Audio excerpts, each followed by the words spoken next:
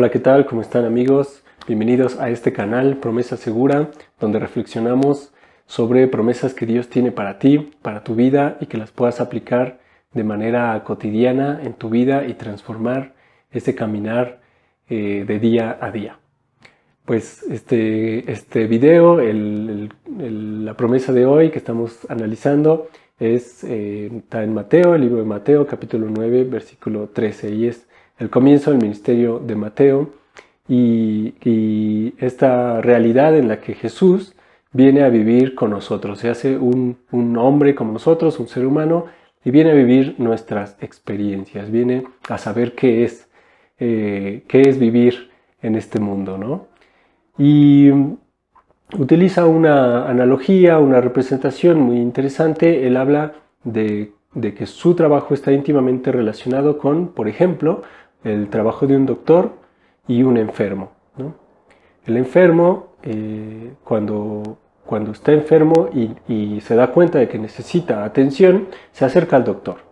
El doctor es una persona capacitada, formada, educada, para ejercer una vocación hacia los enfermos. Es decir, que todo lo que estudió, todo lo que sabe, funciona, tiene utilidad cuando un enfermo se presenta.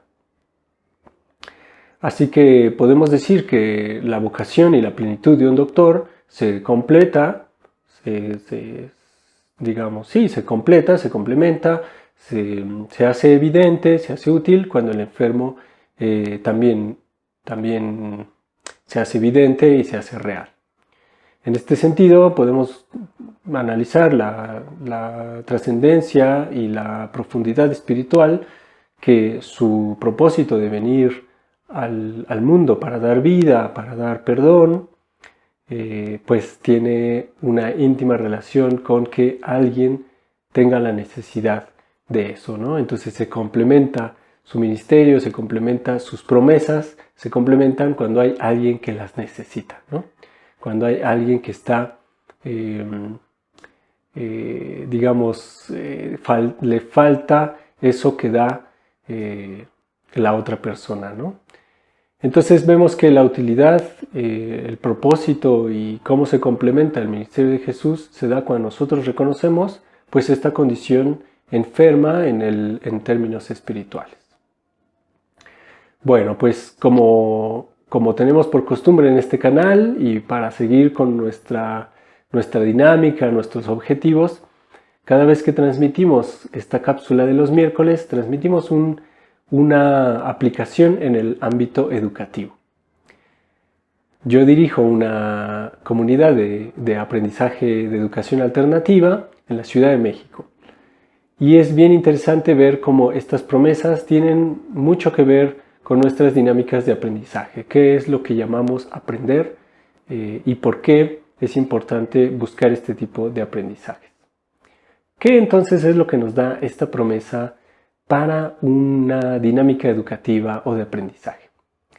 Bueno, pues en la educación alternativa nos gusta mucho pensar que el aprendizaje es una búsqueda constante del ser humano. El niño nace con las herramientas necesarias para aprender.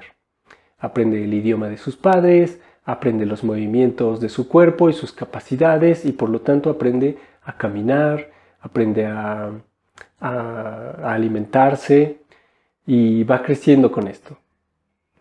Así que el aprendizaje está disponible para aquella persona que lo está buscando.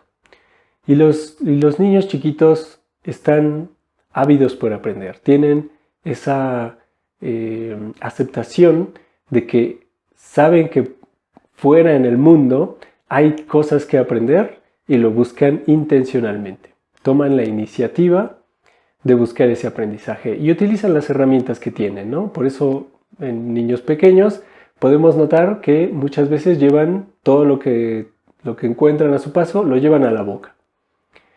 Porque es una herramienta que tienen para aprender. Entonces juntan la realidad que está en el mundo externo con sus capacidades internas de aprendizaje, en este caso los 5 sentidos. Y después van desarrollando otros sentidos como el lenguaje, los códigos y los contextos.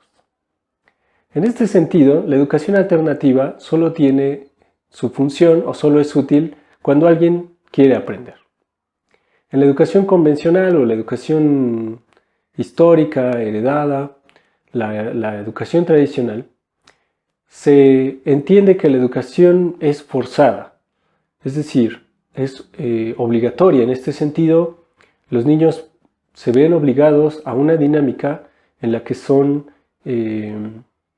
integrados a un grupo, dependiendo de su edad, dependiendo de su condición económica, para que forzadamente o de manera muy coercitiva se les den conocimientos que tienen que memorizar. Esto rompe un poco con esta naturaleza del doctor y el enfermo, ¿no? Supongamos que todos tenemos la obligación, por lo menos, no sé, cada mes, de tener que ir al doctor y tomar medicinas. Y el doctor nos recibe, nos ve y nos puede analizar y nos da medicinas de todos modos. Te vas a tomar estas pastillas, te vas a tomar este medicamento o te voy a inyectar esto o otro. Y podríamos pensar, bueno, creo que el propósito de un doctor no es tomar a un sano y meterle medicinas, ¿no? El propósito del doctor no se complementa cuando obliga a introducir su labor en una persona que no lo necesita. Y esta promesa nos plantea esta perspectiva, ¿no? ¿Cuándo se cumple el propósito de un doctor? Bueno, ¿cuándo se cumple el propósito de un educador? En la educación alternativa buscamos mucho la educación libertaria.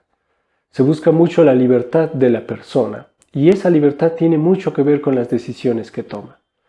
Las decisiones y tomar decisiones día a día es una práctica que se debe ejercitar, que creemos que es un derecho que todos debemos tener. Y los niños también deben tener ese derecho.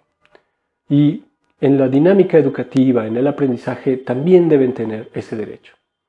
Así que en una educación alternativa democratizamos mucho y sociabilizamos mucho cuál es el objetivo del aprendizaje y quién es el que lo necesita. Los contenidos ahí están. Tenemos recursos, tenemos millones de recursos a nuestra disposición y más aún ahora en esta tercera década del siglo XXI, el acceso al contenido, a la información, ya no es ningún problema. Tenemos acceso a infinidad de recursos.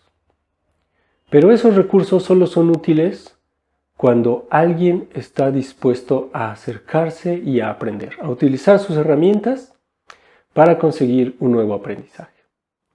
Así que obligar a los niños a aprender, a memorizar, obligarlos a vestirse de cierta manera, a comer a ciertos horarios, en ciertos lugares específicos, cuando una persona lo determina, a tener un comportamiento limitado para permitir que el profesor ejerza su clase, etc., vemos como el perder la oportunidad de que los niños ejerciten su toma de decisiones.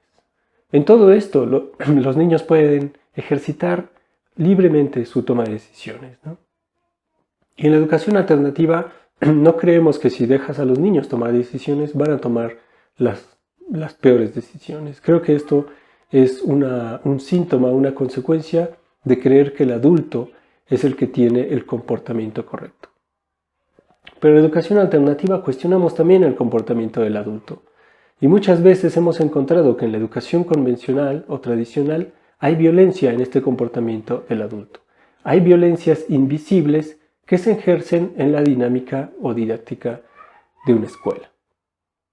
Así que en la educación alternativa hemos optado por una educación libre en la que el niño decide qué es lo que quiere aprender. Y creemos y sabemos y hemos comprobado que quieren aprender. Porque así vienen a este mundo, con esa curiosidad e iniciativa por usar sus herramientas para ganar aprendizaje.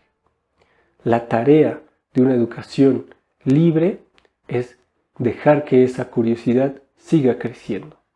Dejar que esas herramientas que tiene sigan acumulándose y sigan creciendo también. Y después venga una necesidad de aprender que se extienda a otras disciplinas, a otras artes, a otras conductas o comportamientos. Y es en una relación de comunidad en la que se da este aprendizaje. Así que, para terminar, la educación alternativa solo tiene sentido cuando una persona se da cuenta que quiere aprender.